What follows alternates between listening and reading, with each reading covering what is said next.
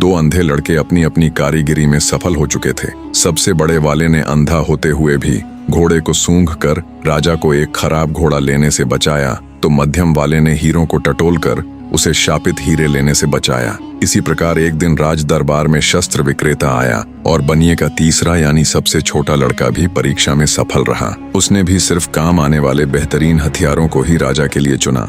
राजा छोटे वाले से भी बहुत खुश हुआ। उसने हमेशा की तरह आदेश दिया कि इसकी खुराक भी दुगुनी कर दो। कुछ समय बाद एक दिन तीनों अंधे लड़कों का पिता बनिया वापस आ गया। उसने राजा से लिया हुआ सारा आरण वापस कर दिया और अपने तीनों लड़कों को लेकर वापस जाने लगा।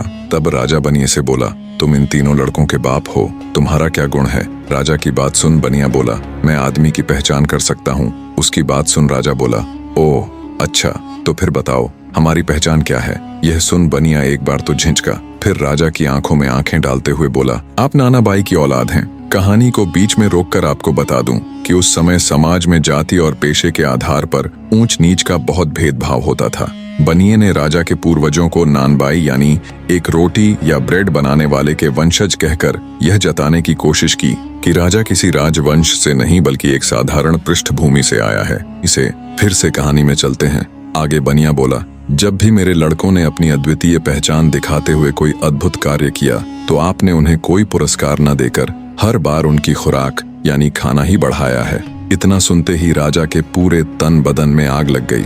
क्रोध में अंधे राजा ने हुक्म देकर न सिर्फ बनिए को बल्कि उसके तीनों पुत्रों को भी मौत के घाट उतरवा दिया। इतनी कहानी कह दैत्य दंभिका राजा विक्रमादित्य से बोला, बताओ बनिए को उसके लड़कों समेत मारने वाला राजा पाप का भागी बना या नहीं?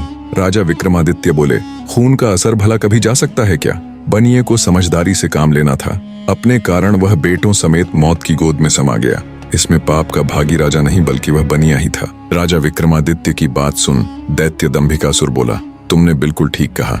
विक्रमादित्य इतना कह दैत्य चुप हो जाता है। उसे अनुभव होता है जैसे उसके हर सवाल के जवाब के साथ उसकी शक्ति कम होती जा रही है। उसने देवताओं को प्रसन्न कर जो वरदान लिया था उस कारण वह गूथियों के दिए गए सही जवाबों को झुठला भी नहीं सकता था।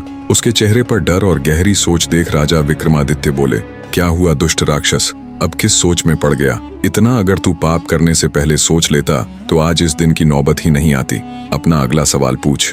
पापी दानव राजा विक्रमादित्य की बात सुन दैत्य दंभिकासुर बोला, भूलो मत विक्रमादित्य, अभी मेरे 5 सवाल और बाकी हैं। तुमने अगर एक भी सवाल का सही जवाब नहीं दिया तो तुम तुरंत पत्थर के बन जाओगे। इतना कह दैत्य अपनी अगली गुत्थी कहना आरंभ करता है।